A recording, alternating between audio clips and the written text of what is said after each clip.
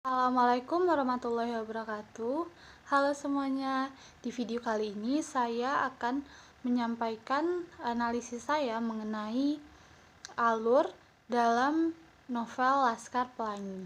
Selamat menyaksikan. Nah, menurut saya alur cerita yang ada pada novel Laskar Pelangi menggunakan jenis alur maju, di mana penyusunan cerita yang menerangkan tentang cerita awal sejak Ikal dan kawan-kawannya bersekolah hingga mereka semua beranjak dewasa. Walaupun begitu, masih banyak sekali cerita yang menjadi misteri, dan misteri dari semua cerita tersebut ada di buku novel sequel tetralogi dari Laskar Pelangi lainnya. Nah, yang pertama yaitu pengenalan situasi cerita novel Laskar Pelangi. Cerita dari novel Laskar Pelangi ini dimulai dengan dibukanya penerimaan calon siswa baru yang ada di SD Muhammadiyah yang terdapat di Desa Gantung, Kabupaten Gantung, Belitung Timur, Sumatera Selatan. Suatu daerah yang kaya akan sumber daya alamnya, yakni timah. Belitung merupakan daerah yang menjadi tempat penambangan timah terbanyak serta menciptakan banyak sekali keuntungan. Walaupun juga begitu, kehidupan di situ seperti terpetak-petak antara yang kaya dan yang miskin. Lalu yang kedua, menuju adanya konflik novel Laskar Pelangi. Dalam novel Laskar Pelangi ini banyak sekali bermunculan masalah-masalah atau konflik-konflik.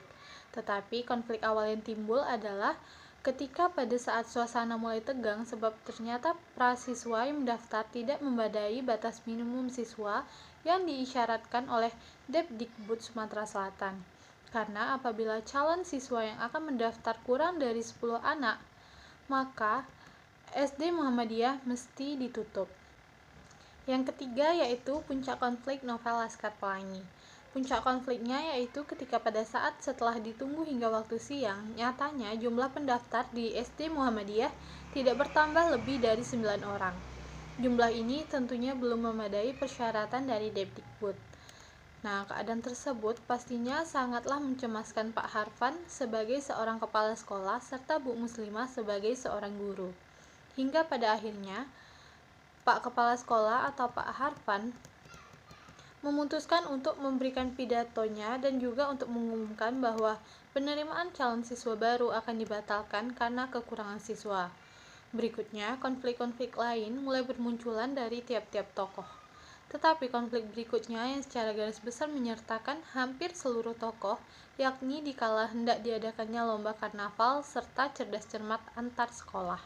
Lalu yang keempat yaitu penyelesaian novel Laskar Pelangi.